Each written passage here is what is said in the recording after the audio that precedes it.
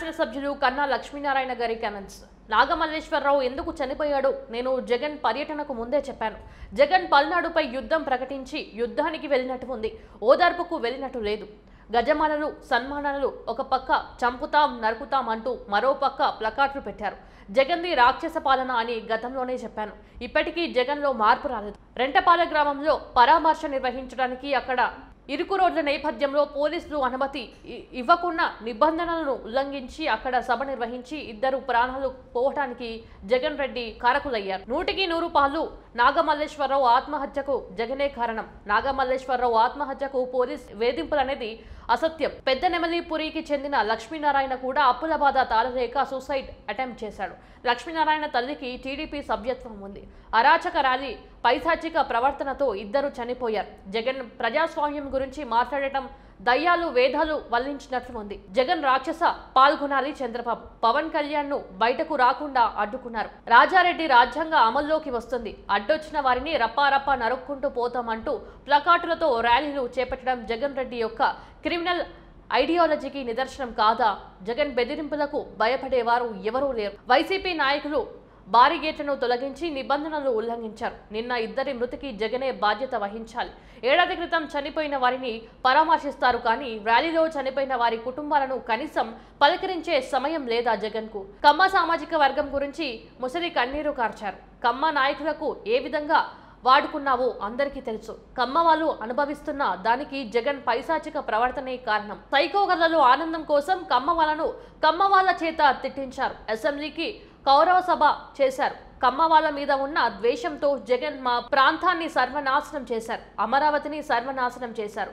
కమ్మ వాళ్ళపై ద్వేషమే 2024లో శాపమై చుట్టుకుంది. అబద్ధపు మాటలను ప్రజలు నమ్మే పరిస్థితిలో లేరు. జగన్ ఎన్ని నాటకాలు ఆడినా డ్రామాలు వేసినా ప్రజలు పట్టించుకోరు. కమ్మ వారిపై ద్వేషంతోనే అమరరాజ్యాన్ని తరిమేశారు.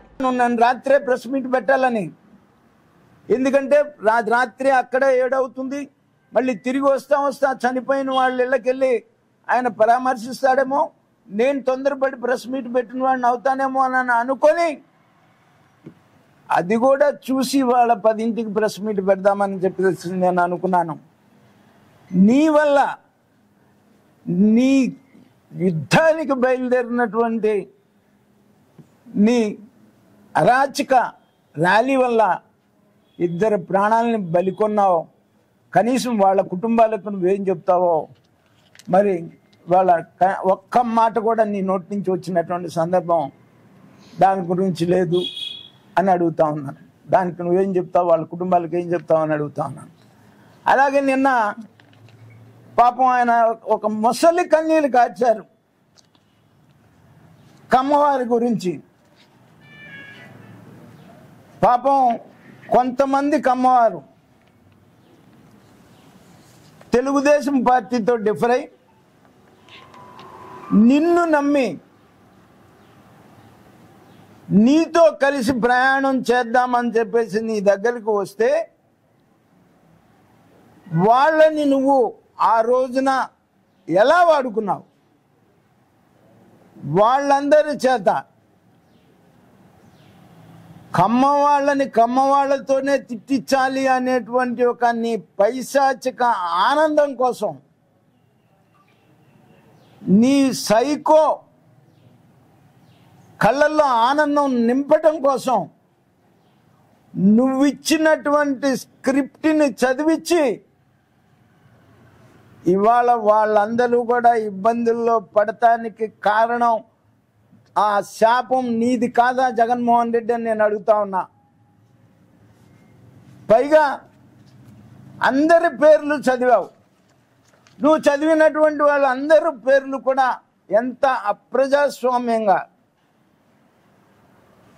గౌరవప్రదమైనటువంటి శాసనసభని ఒక కౌరవ సభ చేసి, బూతుల సభ చేసి ప్రజాస్వామ్యాన్ని అపహాస్యం చేయించి సునకానందం, రాక్షసానందం పొందినటువంటి పరిస్థితి నీది. ఆ రోజున నువ్వు గుర్తు రాలేదా అని చెప్పేసి నేను అడుగుతా ఉన్నా వాళ్ళ